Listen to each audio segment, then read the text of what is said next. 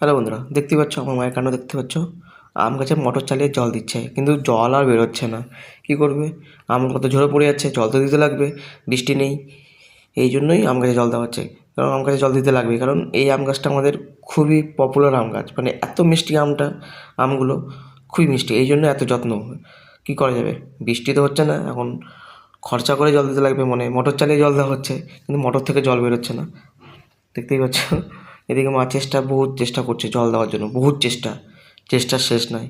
জল আর যাচ্ছে না লাস্টে কী করবে, ওইভাবেই জল দিচ্ছে, তাও যেন একটুখানি ছোঁয়া লাগে আমের গায়ে।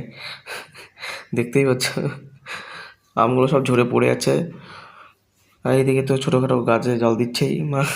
কী করে যাবে, আম গাছে তো জল দিতে পারলো না। লাস্টে আমি একটু পাকামি মারে ছাদে চলে গেলাম, ছাদে যাই একটু জল দিচ্ছি ছাদে। কী করবো, জলও বেরোচ্ছে না, একদম এইখানে জল